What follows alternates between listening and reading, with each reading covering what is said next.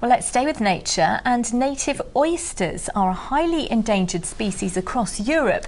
But in the River Fal in Cornwall, they're keeping a traditional fishery alive. More than 20 boats dredge for native oysters during the winter months from October to March using ancient methods.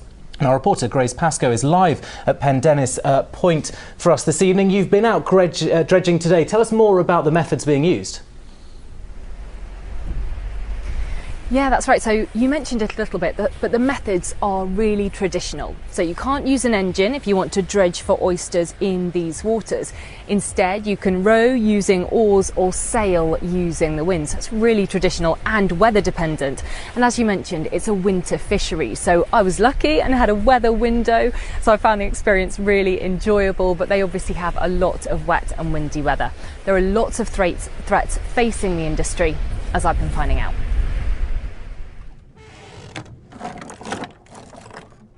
Slipping through the waters of the River Fal, Chris Ranger sorts through his catch, something he's done aboard the Alf Smithers for the last 11 years.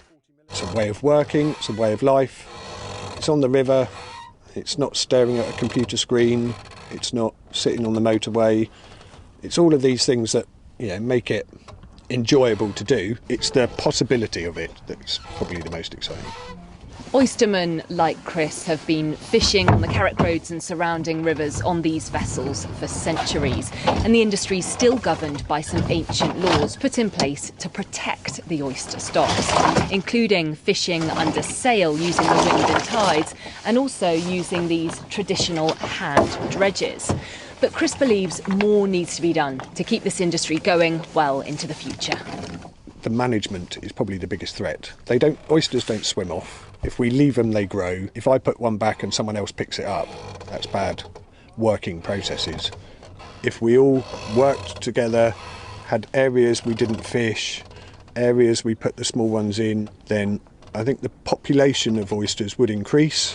We could then have a bigger minimum landing size. We can supply restaurants with top quality product, direct, rather than selling it to another fishery for them to grow on and for them to have the economic benefits. And the rope will just go. Yep. Ooh. Native oysters face threats big and small, including competitors for their space on the seabed. We are concerned about the levels of Pacific oysters that are showing up. So just a few years ago, they were very rare. I did a survey in 2012 and found no Pacific oysters in an area now where you would find thousands. It's been a really alarming increase in population of these non-native oysters. And there are concerns that these could have an impact on the environment and potentially also the oyster fishery in the long term. There's many different threats, climate change. And on top of that, we've got the fact that there's water quality issues, particularly in areas that are becoming more developed.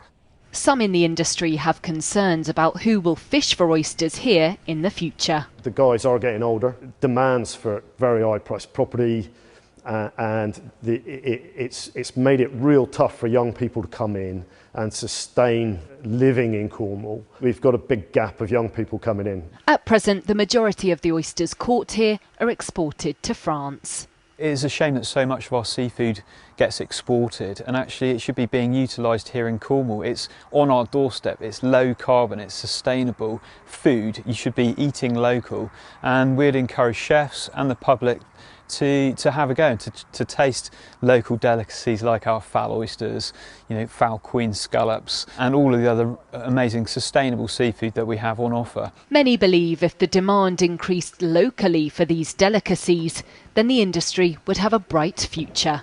Grace Pascoe, ITV News, Falmouth.